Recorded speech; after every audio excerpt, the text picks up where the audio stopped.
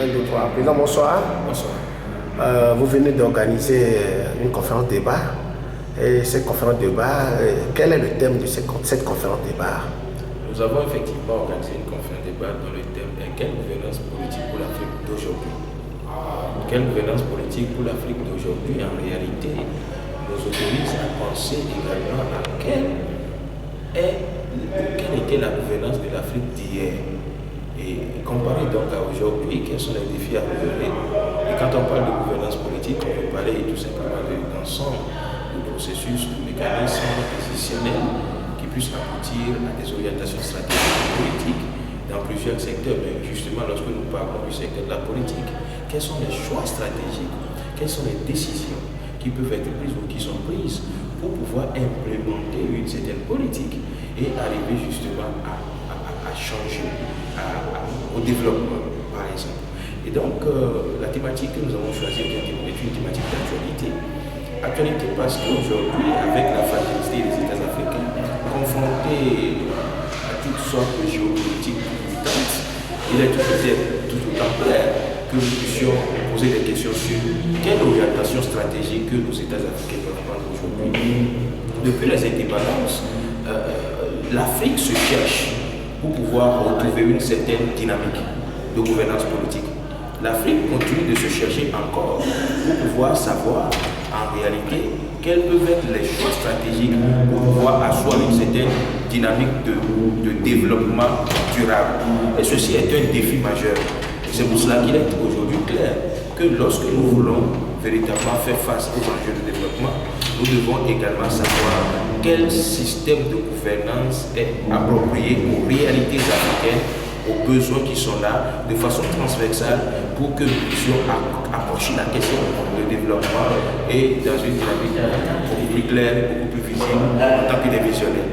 Donc je crois que la question de gouvernance politique pose également généralement la question du régime. Vous savez, le régime politique en réalité en soi dans plusieurs pays n'est pas le problème. Nous savons très bien qu'il s'agit beaucoup plus de questions de leadership et des questions de volonté politique dans les États. La réalité pour l'Afrique aujourd'hui, c'est de pouvoir savoir qui gouverne, quels sont les atouts en matière de stabilité, en matière de volonté, en matière de respect, de disposition à respecter les tests qui sont déjà là. On ne peut pas, quel que soit le régime, violer par exemple les constitutions et prétendre qu'on peut voir plutôt les vertus des régimes.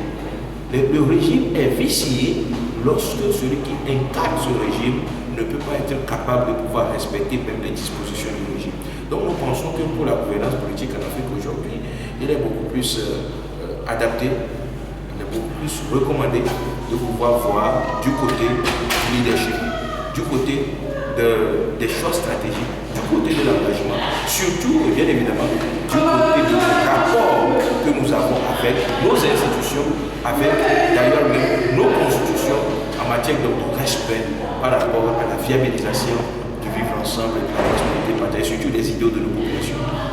Docteur, qu'est-ce qui amène les populations, du moins, à observer un mutisme devant la mauvaise gouvernance?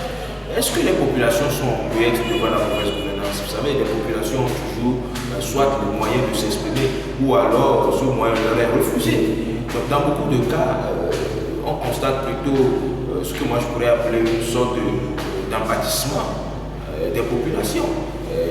Lorsque les populations n'ont pas véritablement les moyens de façon libre à pouvoir s'exprimer, vous allez penser que ces populations ne ressentent pas la douleur qu'elles sont en train de ressentir. Mais en réalité, le danger dans cette réalité, justement, c'est que lorsque la population n'arrive pas à s'exprimer parce qu'elle ne jouit pas de cette opportunité, de cette liberté, cela est une bombe à retardement.